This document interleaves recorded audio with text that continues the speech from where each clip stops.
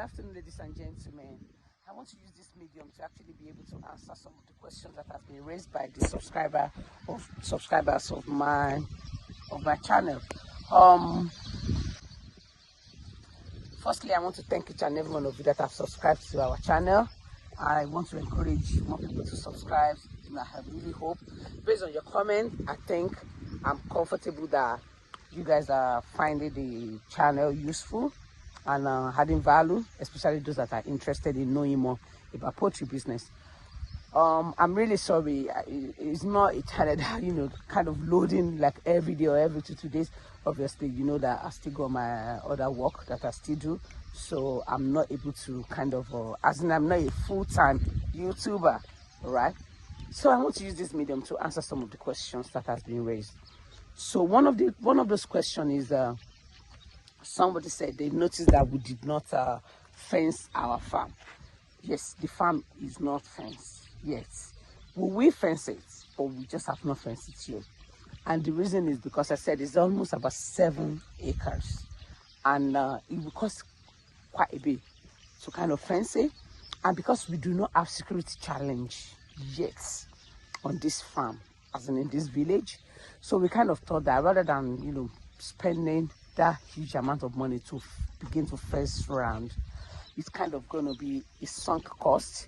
A sunk cost means that a fund that just sitting, it's not going to give us any return. And especially because we do not have security challenge in our farm, in this village, so it's not kind of a need, but we will eventually do it, because obviously we just want to, by doing it, we'll be able to kind of have that clear demarcation of our land. But in all honesty, we have clear demarcation of our land. Nobody sees intruding into our space, but we eventually get to do it. Another question that somebody asked was that, can we show an example of how we're supplying? That's exactly what I've done in one of the videos that I've done today. Supplying that 500 crates for my friend based in Lagos that she wants to start selling eggs, and how the staff, put the eggs into the van. For a normal customer, what usually happens is that they made the payment. You see the email alerts. You can check the account to see the money is there. The test alert is received, and the customer then take the voucher or the evidence of payment, because some of them do use POS or transfer. Take that evidence of payment to the farm, and the farm manager sees that, and they supply the eggs. Or sometimes they call back, the farm manager defer back to me just to confirm that they have seen the payment, even though they've seen the teller. But the truth of the matter is that most of our customers are, we know them. So we know them. They've been with us right from the beginning. So we kind of have that relationship, that kind of familiarity with them now, that even if your payment has not come in, sometime I've seen the email a lot, because the connection system with Nigerian banking system can be funny. So you have seen the email alert, but the money has not reflected into the account. So because we know these customers, I just tell them to release the goods to the customer, because we know where the customers are based, as in their marketplace. Some of them, their home, especially the big ones. So we don't want to keep delaying them just because of connection issue with the alerts. Another question that was asked was,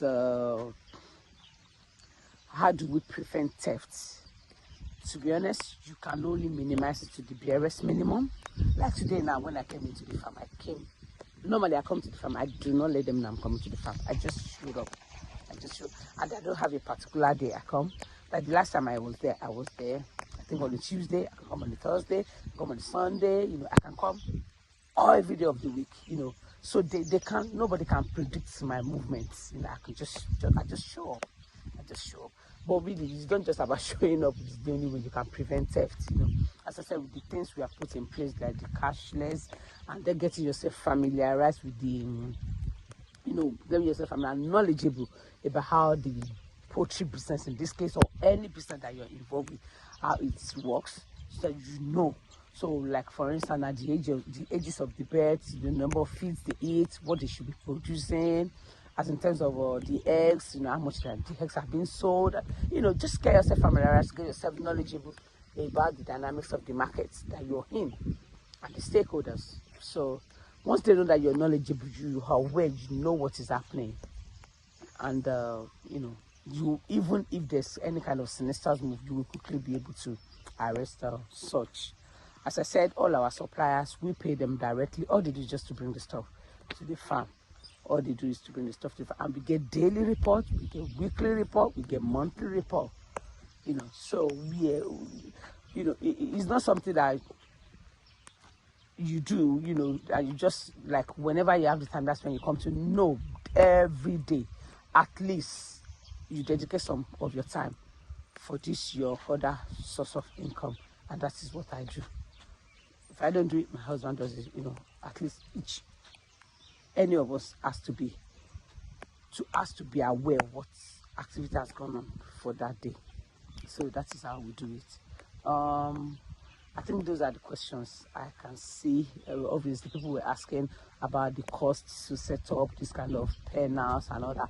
You have to factor in that inflation. The first pen house was built in 2016. The second one was completed early last year. Obviously, things have changed. Dollars have, dollar versus naira has gone up, so you cannot use the yardstick